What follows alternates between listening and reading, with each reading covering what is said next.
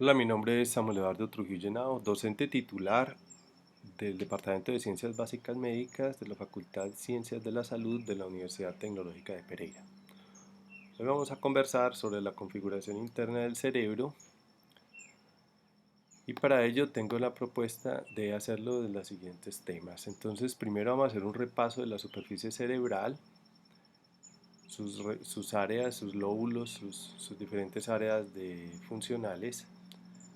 Luego pasamos a revisar la sustancia gris, que básicamente está constituida por la corteza y los núcleos basales, y la sustancia blanca, que la conforman las fibras cortas y largas, las comisuras que comunican hemisferio derecho con hemisferio izquierdo y las proyecciones que se van a encargar de comunicar la corteza con las regiones más inferiores como el tallo y la médula espinal. Por último, estudiaremos los ventrículos laterales y el tercer ventrículo que contiene el líquido cefalorraquídeo dentro de los hemisferios cerebrales. Entonces, vemos acá un hemisferio cerebral izquierdo con una distribución por lóbulo frontal, parietal, occipital y temporal. Él va a estar conformado por unos giros o circunvoluciones y unos surcos que se adentran dentro del tejido cerebral.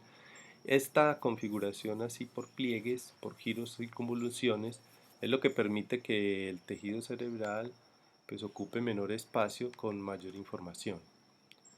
Gracias a esta distribución, entonces más o menos 2/3 de la información de la corteza va a estar dentro de estos surcos y 1/3 va a estar acá en estas superficies de los giros.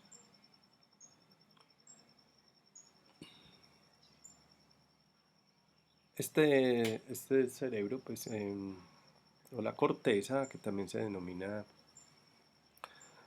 alocórtex, en la parte basal de los núcleos de la base. En el cerebro medio o el sistema límbico hablamos de mesocórtex o yuxtacórtex y en la parte superior, que es la que estamos observando acá, hablamos de neocórtex.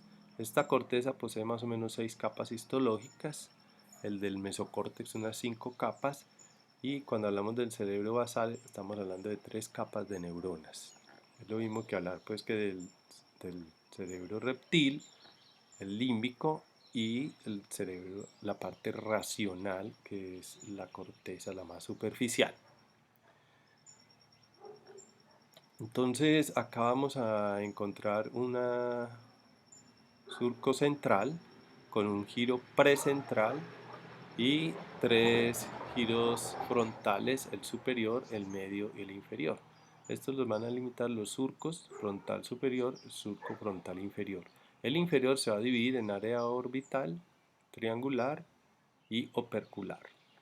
En la parte postcentral está el giro postcentral, que ya es el lóbulo parietal, lo vemos acá de color azul por la convención de tratarse de información sensitiva, mientras que el frontal es información motora. Entonces aquí estaría la área motora y detrás del surco central el área sensitiva, o sea, postcentral, con el giro postcentral, el surco postcentral. Lóbulo parietal va a estar dividido por este surco intraparietal en un lobulillo superior, parietal superior, uno lobulillo parietal inferior. Al final de esta, que es el surco lateral, entonces vamos a encontrar el giro supramarginal y el giro angular.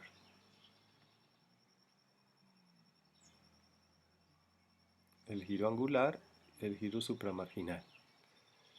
Aquí en esta muesca, identificamos el surco parieto-occipital hasta este límite que sería la incisura que hace la zona petrosa del temporal, incisura preoccipital, entonces este sería el lóbulo occipital, ¿sí? Aquí lo vemos bien con sus límites, una perpendicular que va del surco lateral al parieto occipital, entonces nos divide el parietal del temporal y del occipital. El lóbulo temporal, entonces se estudia sus 3 giros, superior, medio e inferior, y los surcos temporal superior, temporal inferior. En el occipital es la cisura calcarina y la parieta occipital las que nos dan ese límite, y también vamos a tener un giro semilunar, o algunos hablan de un giro superior medio y uno inferior, con un surco superior, un surco inferior o la cisura calcarina. En la parte basal del cerebro, de los hemisferios, vamos a encontrar entonces en la parte del anterior el lóbulo frontal con una superficie orbital. Está el primer par craneal o nervio olfatorio con el bulbo y el tracto que forman el surco recto y el giro o circunvolución recta anterior, y las otras son las orbitales que tienen un surco en forma de H que nos delimita entonces los giros lateral, medial, anterior y posterior. Luego sigue el lóbulo temporal, que va a tener un surco colateral que delimita el giro del parahipocampal, que adelante tiene el uncus y hacia atrás la língula a nivel del lóbulo occipital. Luego tenemos el giro fusiforme por esta dilatación que ven acá, y acá el surco temporoccipital que nos va a delimitar entonces el giro temporoccipital, el fusiforme y el parahipocampal. Bien, en la línea media o la parte mesial o la cara mesial de los hemisferios encontramos el giro frontal superior, este que es muy importante, giro del cíngulo que forma parte del sistema límbico. Acá arriba estaría el área, el lóbulo paracentral, o sea, al lado del surco central, y luego la precuña en el lóbulo parietal y la cuña en el lóbulo occipital. Este sería el parahipocampal, este sería el uncus, adentro estaría el núcleo de la amígdala. Aquí también apreciamos en esta imagen el cuerpo calloso, que lo vamos a estudiar más adelante, la comisura anterior. Aquí también podemos apreciar debajo del cuerpo calloso entonces el fornix, que se va a comunicar con los cuerpos mamilares del hipotálamo, y atrás con el hipocampo. Bien. Si separamos el lóbulo, la parte lateral de los hemisferios, la cara lateral de los hemisferios, en el surco lateral, entonces vamos a encontrar los opérculos temporal, el opérculo frontal y el opérculo parietal. Si los separamos, adentro estaría el lóbulo de la ínsula, que tiene un surco circunvalar y uno central que nos divide los giros largos y cortos de la ínsula. Muy bien. Las áreas funcionales han sido posible estudiarlas por varias metodologías, como la estimulación, la ablación, algunos pacientes que han tenido que someterse a cirugías, los registros electrofisiológicos, como la tomografía de positrón único o la tomografía de emisión de positrones, o la resonancia nuclear magnética funcional, en la que se puede apreciar las zonas que se activan del cerebro, la magnetoencefalografía, que se ubica con electrodos en el cuero cabelludo, eh, estudios del flujo sanguíneo regional, los cambios metabólicos, han permitido estudiar estas áreas que se van a dividir en unas zonas primarias y unas zonas eh, de asociación unimodal y otras de asociación multimodal. En las primarias van a estar los órganos de los sentidos y básicamente el área motora, el área sensitiva, la zona primaria auditiva, la zona primaria visual. En la parte interna estaría la del gusto, aquí en este surco estaría la vestibular, y en la parte interna también, pues más esta parte estaría la olfatoria, y las zonas de asociación, como les mencionaba, entonces están al lado. La unimodal sería la asociación motora o precentral, el área premotora del lóbulo frontal, el área 5-7 sensitiva, somatosensitiva, que son unimodales. Y al lado de las zonas visual, auditiva, entonces tenemos zonas de asociación multimodal, ¿sí? Multimodal. Estas áreas también nos permiten correlaciones clínicas importantes como las lesiones que se ven por alteraciones en ellas, como las apraxia o la dispraxia para la parte motora. La parte sensitiva hablamos de agnosias, la parte del conocimiento de las formas, de las figuras. La ataxia, que tiene que ver más con un movimiento incoordinado. Las afasias, que son por problemas del lenguaje. ¿Sí?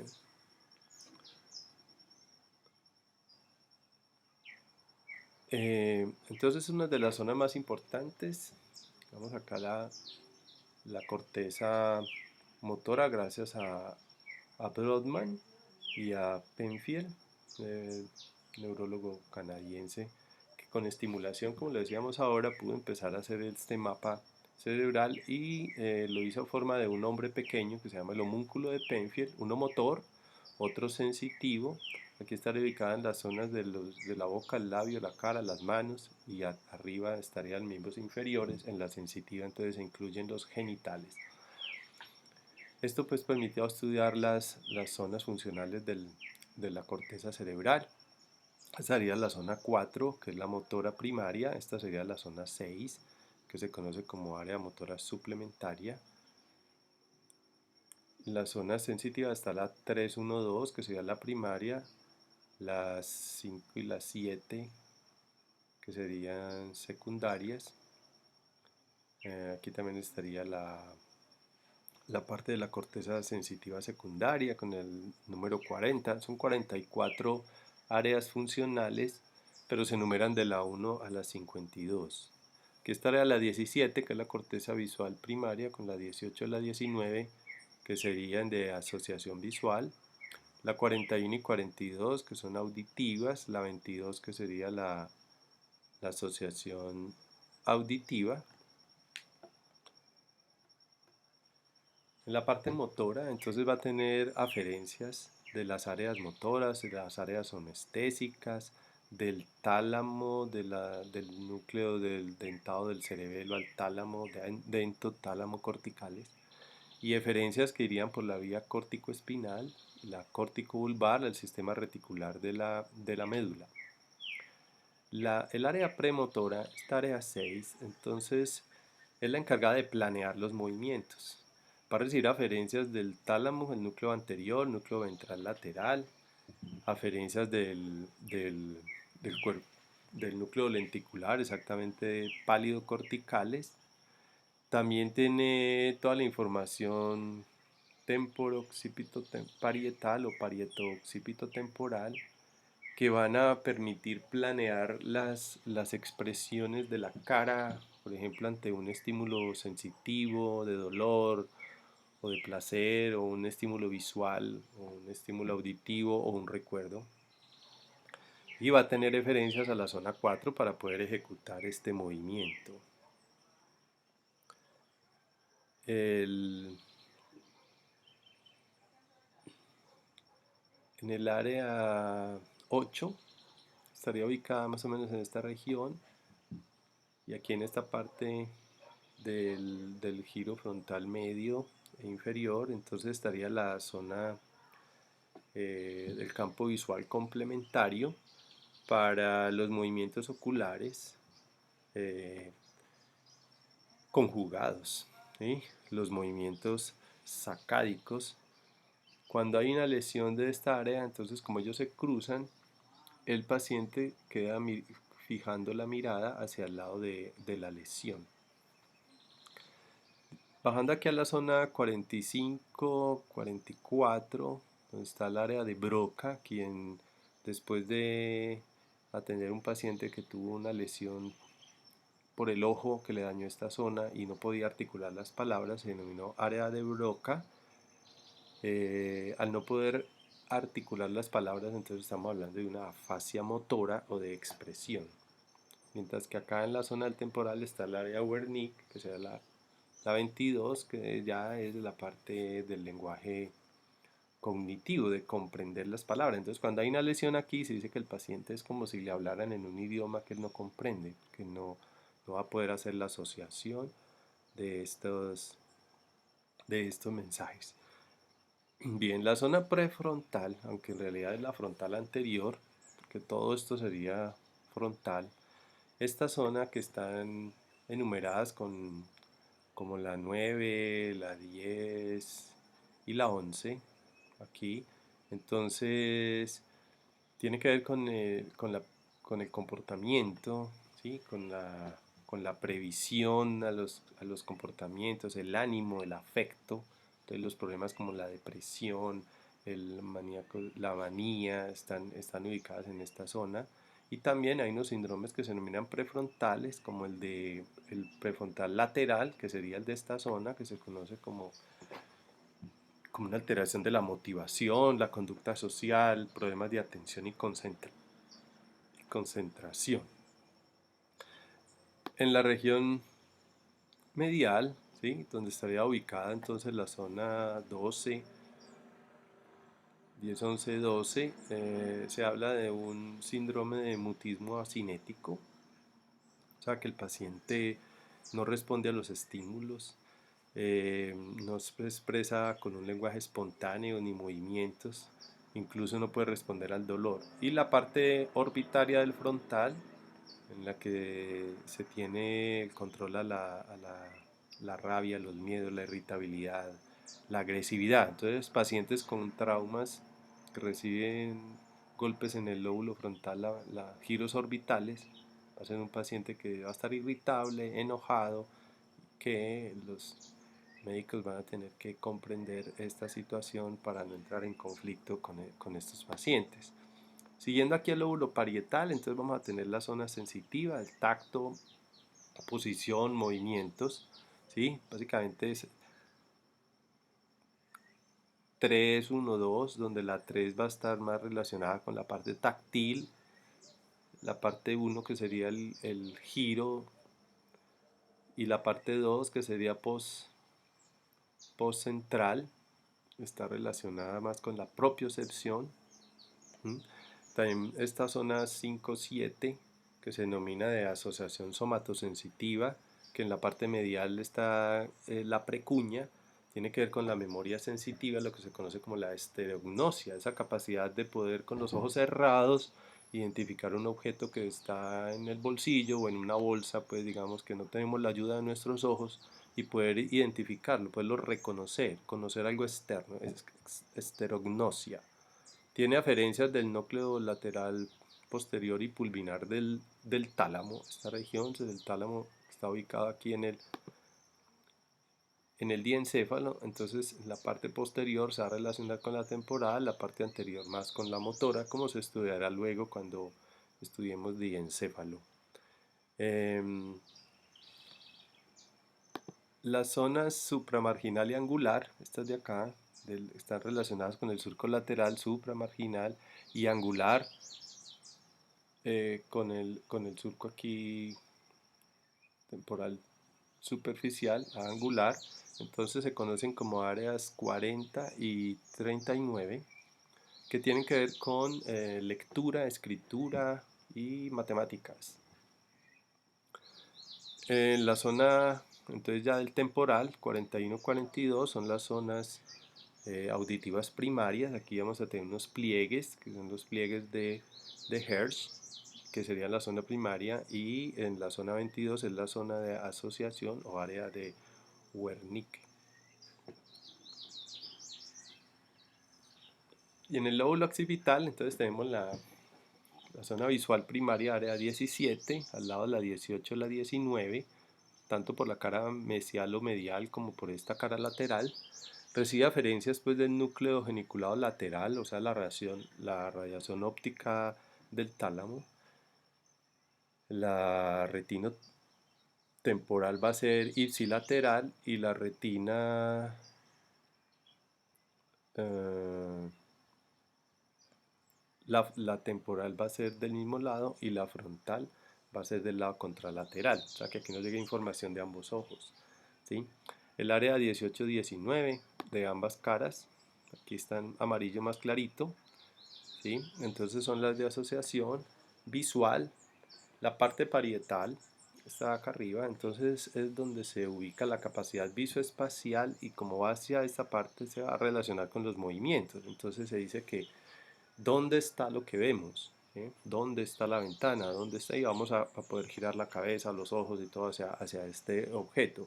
En la parte temporal, entonces va a estar el que vemos, o sea, formas, colores, caras.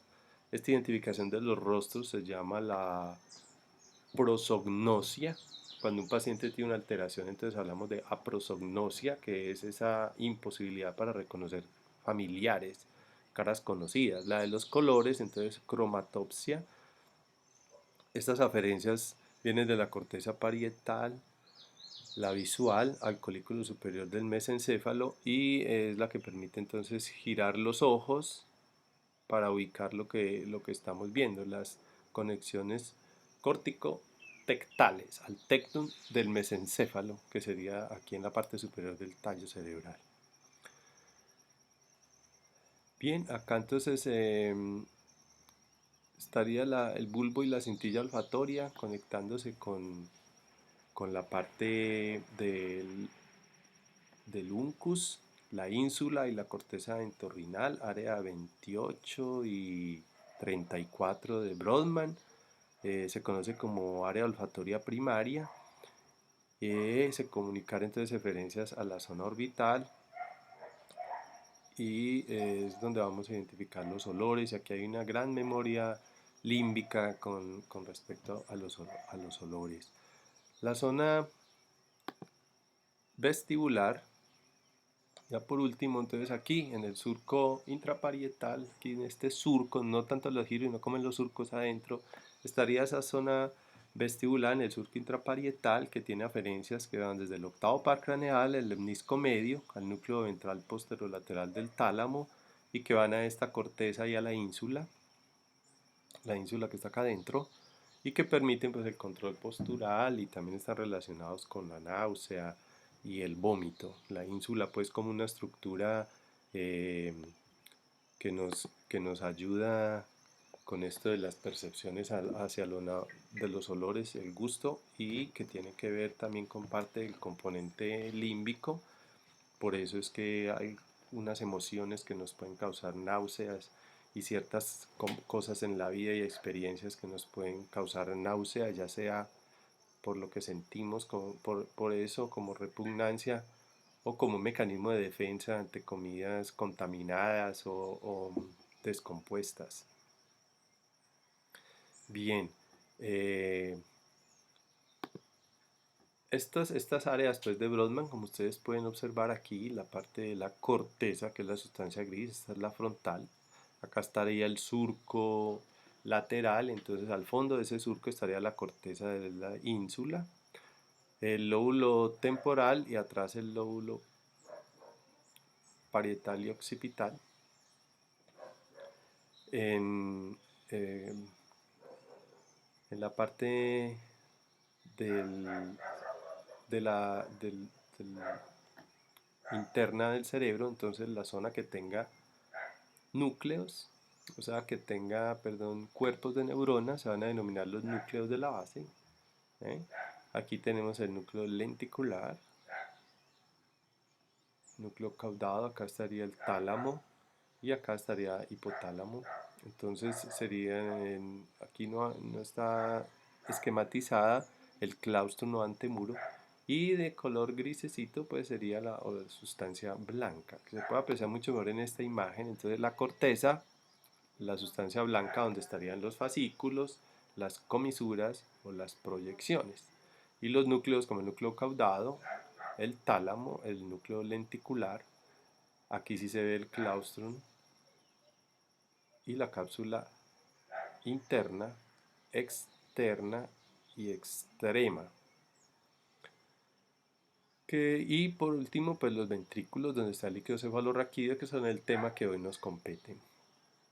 Hay unas diferencias, pues, entre los grandes diferencias entre los hemisferios izquierdo y derecho. Digamos que el izquierdo va a estar relacionado con el lenguaje.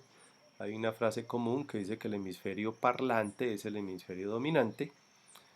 Eh, También aquí vamos entonces a controlar las manualidades finas, ¿sí? Nuestro hemisferio. Si somos diestros para escribir, entonces escribimos con la mano derecha, toda la información va a ser controlada por el hemisferio izquierdo para los movimientos finos, pero es lógico que el derecho también nos complementa gracias al cuerpo calloso que los está comunicando, entonces se van a complementar.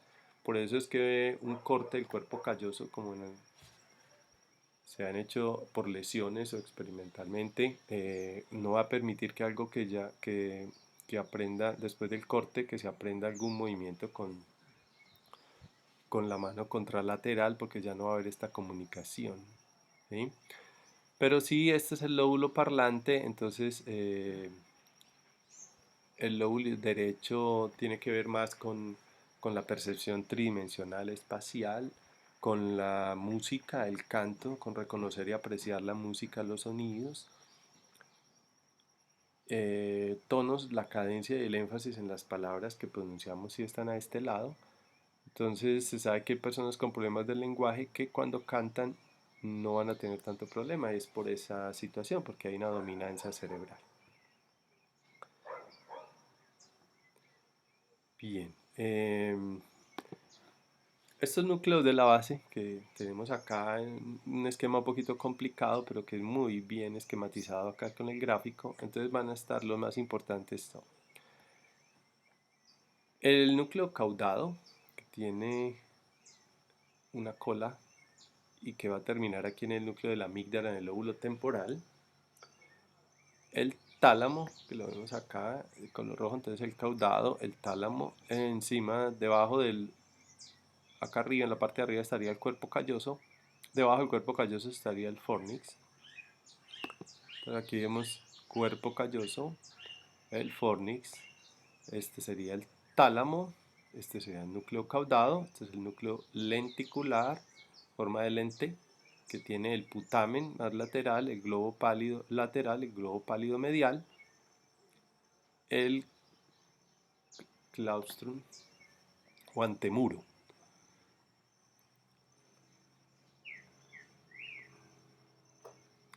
En el fornix, entonces se va a poder, vamos a tener una comunicación atrás con el hipotálamo, perdón, atrás con el hipocampo y adelante con el hipotálamo en los cuerpos mamilares. Y tiene también una comunicación en fornix, lo mismo que el cíngulo para la parte de las comisuras del sistema límbico.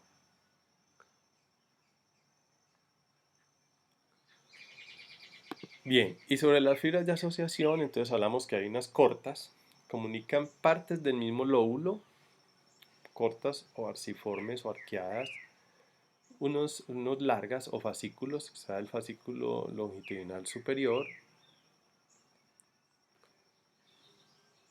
el fascículo longitudinal inferior, el fascículo uncinado, comunica frontal con el temporal, el del cíngulo, que sería este relacionado con el sistema límbico, el fronto occipital, y estos pues nos van a permitir comunicar estas áreas funcionales que yo les mencionaba, por ejemplo, todos los mensajes parieto, occipito temporales que tienen que ver con nuestros movimientos, el lenguaje, la parte del uncinado frontal y temporal para poder hablar y entender lo que escuchamos, lo que es lo que estamos hablando. Eh, las fibras comisurales, entonces tenemos el cuerpo calloso, comunica, como les decía ahora, el lado izquierdo con el derecho, va a tener un cuerpo hacia adelante, una rodilla, un genu, un pico, un rostro, ¿sí? La lámina terminal que va a comunicar aquí la parte anterior del neuroporo la va a tapar, y luego va a seguir la comisura anterior que va a comunicar el lóbulos temporales, la parte del olfato. Atrás el cuerpo calloso entonces va a tener un esplenio o rodete, y estas radiaciones entonces se conocen como los forceps anterior y posterior. También está la comisura que mencionamos, la comisura anterior, la comisura del fornix o salterio, la comisura posterior y una avenular, que sería esta de acá. Esta es la posterior, esta es la avenular, esta sería la glándula pineal. Aquí el fornix estaría en los cuerpos mamilares del hipotálamo. Parte del cuerpo, la comisura del fornix, y aparte de atrás la fimbria, que ya termina con el hipocampo, el núcleo amigdalino. Y esta sería la comisura anterior, estaría conectando el lado derecho e izquierdo.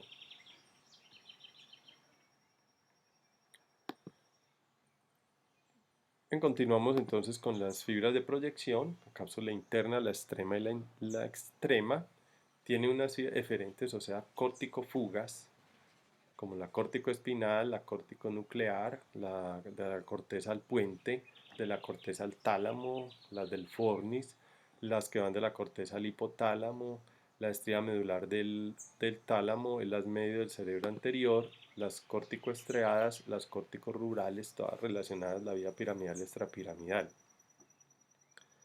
Esta cápsula interna entonces tiene un brazo anterior, una rodilla, un brazo posterior, una región retrolenticular y por debajo la sublenticular. Estas todas van a relacionar con los movimientos. Este sería el núcleo lenticular, aquí estaría el tálamo y acá está el núcleo caudado. Entonces la rama anterior se relaciona con el caudado y el lenticular, la rodilla esta que está en esta situación entre los tres, el brazo posterior entre el tálamo y el núcleo lenticular. El putamen, entonces, que se va a relacionar con fibras de la cápsula externa y también de la cápsula interna. Todas estas relacionadas con el control de los movimientos voluntarios. Las lesiones de esta zona es lo que explica las coreas, los movimientos anormales.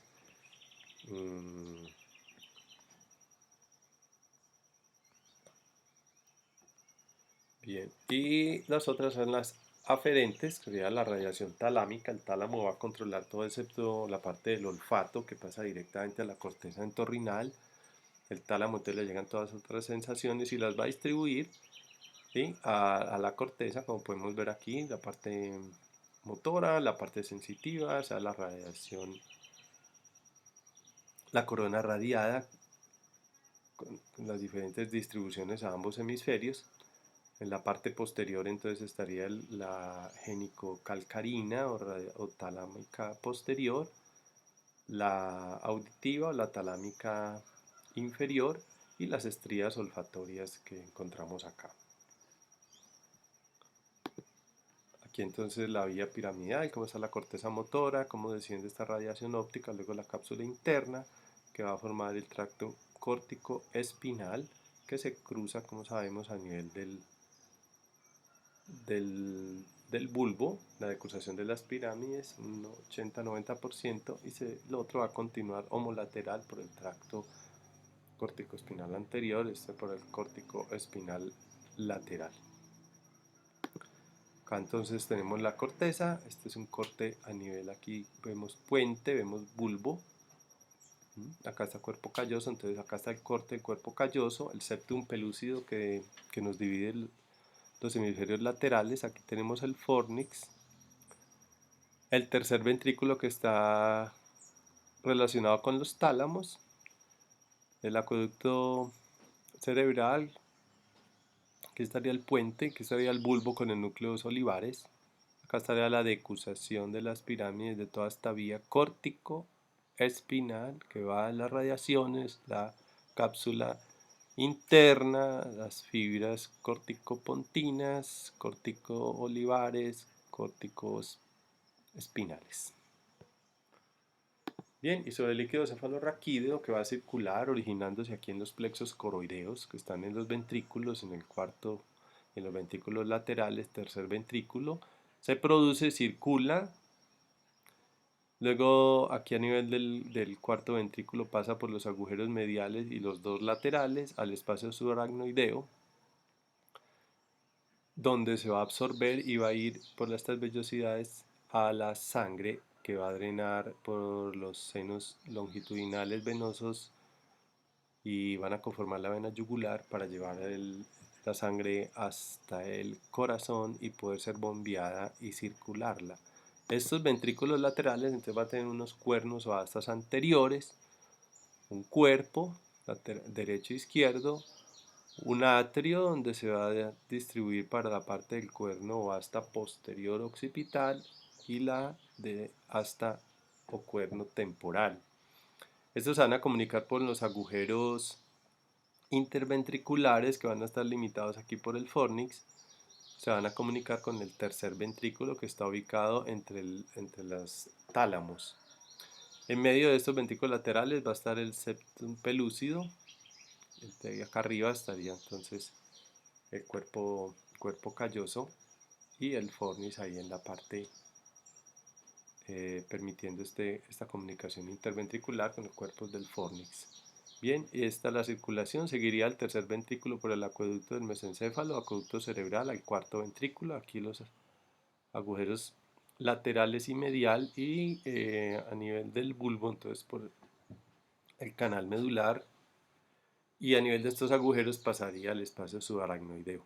Con esto hemos visto pues las estructuras de los hemisferios, la sustancia gris, la sustancia blanca, la blanca con sus fascículos cortos, largos, sus comisuras, sus proyecciones hacia la parte inferior del cerebro, los núcleos de la base, que se estudiarán a más detalle en otras clases, y el sistema de los ventrículos, que también lo complementaremos cuando estudiemos el líquido cefalorraquídeo. Espero pues que les sirva este repaso para complementar sus clases teóricas, sus estudios, sus clases con los docentes y otros videos que nos ayudan a mejorar el estudio de la anatomía. Bueno, hasta luego y hasta una próxima oportunidad. Muchos éxitos.